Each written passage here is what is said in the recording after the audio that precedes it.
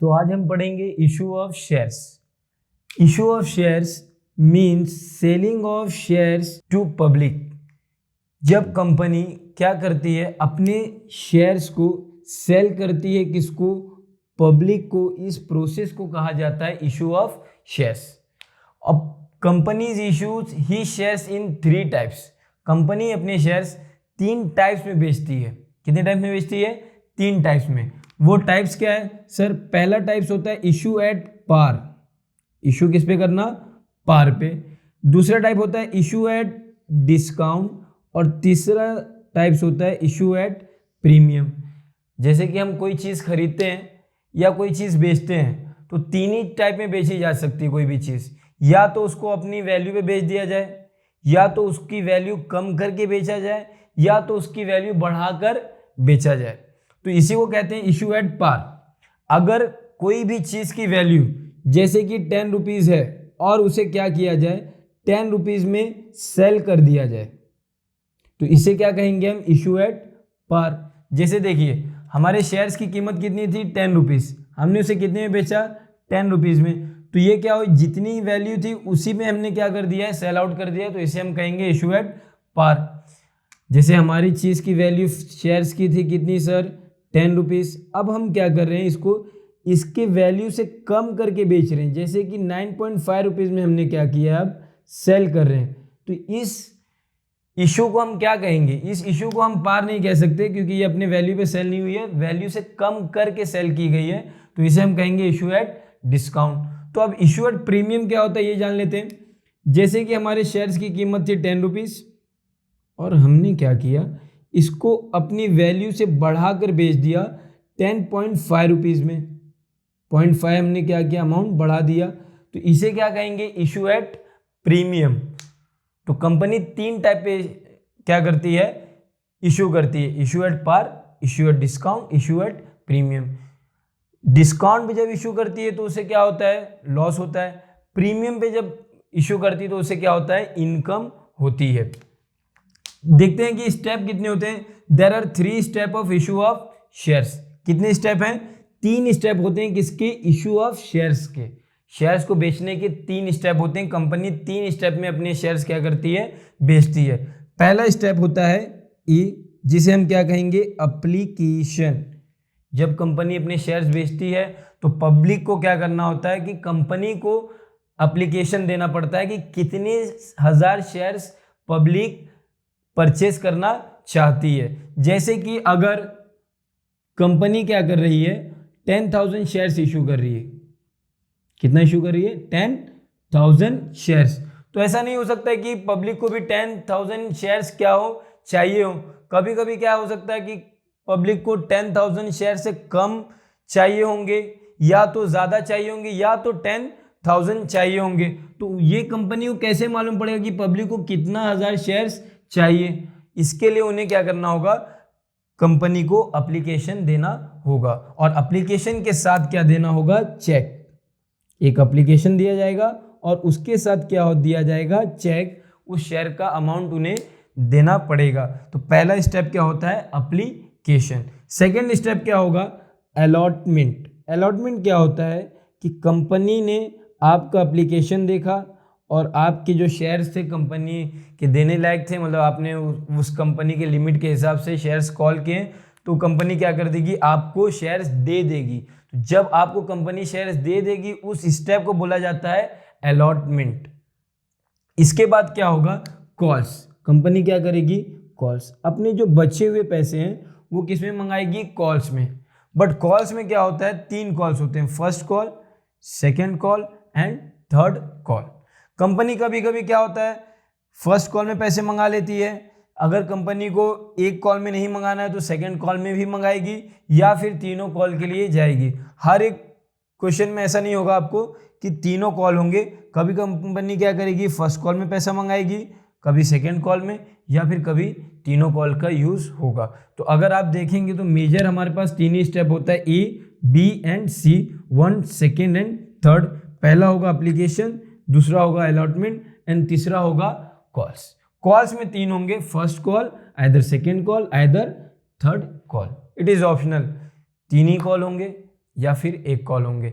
अब हम लोग जान लेते हैं आके यहाँ पे कि इसकी जर्नल एंट्री कैसे पास करेंगे, क्योंकि हर एक चैप्टर का क्या होता है, फॉर्मेट होता है। हम इशू ऑफ शेयर्स को लेक्चर में नहीं करते हैं, हम इशू ऑफ शेयर्स को किस में पास करते हैं, जर्नल एंट्री। इसकी हम क्या पास करते हैं, जर्नल एंट्री।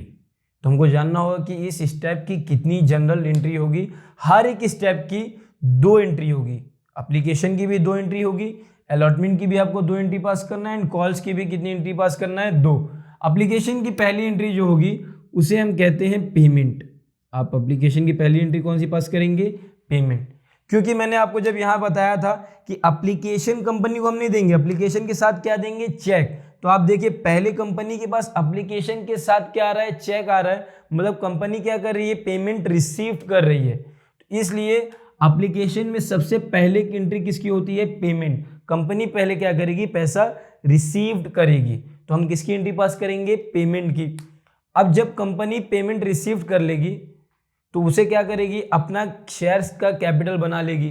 तो उसे क्या करना पड़ेगा, आपके पैसे को अपने कंपनी के नाम पे क्या करना होगा, ट्रांसफर करना पड़ेगा, शेयर्स का कैपिटल बनाना पड़ेगा। इसके लिए जो आपने ये पेमेंट किया है, यही पेमेंट आपकी कंपनी क्या करेगी, ट्रांसफर कर लेगी अपने शेयर्स के कैपिटल में। इसके लिए सेकेंड एंट्री इसकी होती है ट्रांसफर की। कंपनी ने पैसा रिसीव किया, पेमेंट रिसीव किया, अब उसे क्या कर रही है, ट्रांसफर कर रही है। इसके लिए बी एंट्री किसकी होगी, ट्रांसफर की। पहले हम एंट्री करेंगे पेमेंट एंड फिर एंट्री करेंगे ट्रांसफर की। सेकेंड स्टेप जो होता है वो होता है अलॉटमेंट का। अलॉटमेंट में ऐसा नहीं होगा कि पहले पेमेंट होगा एंड फिर ट्रांसफर होगा। क्यों, क्योंकि अलॉटमेंट में कंपनी देखेगी आपको कितना शेयर देना है और कितना नहीं देना है, तो उसी हिसाब से कंपनी आपसे पहले पैसा मांगेगी, आपके नाम पे वो अमाउंट क्या करेगी, ड्यू करेगी। उस हिसाब से आपको क्या करना होगा, पेमेंट करना पड़ेगा। तो कंपनी पहले आपसे पैसा मांगेगी, आपके नाम पे पैसा क्या करेगी, ड्यू करेगी। किसका ड्यू करेगी सर, शेयर का। अब उस हिसाब से आपको क्या करना है, पेमेंट करना है। तो अलॉटमेंट में उल्टा हो जाएगा, अलॉटमेंट में पहला हो जाएगा ड्यू एंड बी क्या हो जाएगी, पेमेंट। तो सर आप पूछेंगे कि यहाँ तो पेमेंट है और यहाँ भी पेमेंट है, समझ में आ रहा है कि हम क्या करेंगे, सेम एंट्री पास कर देंगे, बट यहाँ ट्रांसफर है और यहाँ क्या है, ड्यू। तो घबराने की कोई बात नहीं है, जो ड्यू होता है वही क्या होता है, transfer. Due equals to transfer. जो आप ट्रांसफर की एंट्री लिखेंगे वही एंट्री आप किस में लिख देंगे, ड्यू में। ठीक है, तो यहाँ ए है पेमेंट, बी है ट्रांसफर। यही चीज क्या होगी, अलॉटमेंट में जाके बदल जाएगी। ए हो जाएगा ड्यू, जो ट्रांसफर था उसी को हम क्या लिख देंगे, ड्यू, और उसकी एंट्री पास कर देंगे। और जो एप्लीकेशन में हमने ए पे पेमेंट की एंट्री पास की थी उसे बी बना के क्या कर देंगे, अलॉटमेंट की पेमेंट की एंट्री पास कर देंगे। अब हमारा थर्ड जो होता है स्टेप वो होता है कॉल्स का। कंपनी क्या करेगी, कॉल्स करेगी पैसा, या तो फर्स्ट कॉल होगा, सेकेंड कॉल या थर्ड कॉल, वो आपको दिया होगा। कॉल्स में भी क्या करेंगे, एज इट इज जैसे हमने अलॉटमेंट में किया था। कंपनी आपके नाम पे कॉल्स का पैसा ड्यू करेगी, मंगाएगी कि इतने शेयर्स का आपको क्या करना है, पेमेंट करना है। डेट होगी पहले, एंड देन उसके बाद आपको क्या करना है, उसका उस ड्यू का क्या करना है, पेमेंट करना है। तो बी हमारी एंट्री हो जाएगी यहाँ पे पेमेंट की। तो एप्लीकेशन में क्या होगा, पेमेंट ट्रांसफर, बट इसके बाद क्या होगा, अलॉटमेंट में आने के बाद ये बदल जाएगा, पेमेंट नंबर बी हो जाएगा और ट्रांसफर नंबर ए हो जाएगा। बट एप्लीकेशन में हम क्या लिखते हैं, ट्रांसफर, बट अलॉटमेंट में हम क्या लिखेंगे, ड्यू। एंट्री सेम होगी, जो पेमेंट है ट्रांसफर वही हमको लिखना है, बस पेमेंट चला जाएगा बी पे और ट्रांसफर चला जाएगा ए पे, और ट्रांसफर का हम नाम बदल देंगे ड्यू। फिर इसके बाद कॉल्स में एज इट इज जो अलॉटमेंट में हमने लिखा है, ड्यू, पेमेंट। हर एक स्टेप की 2 एंट्री होगी, एप्लीकेशन की भी, अलॉटमेंट की भी और कॉल्स की भी।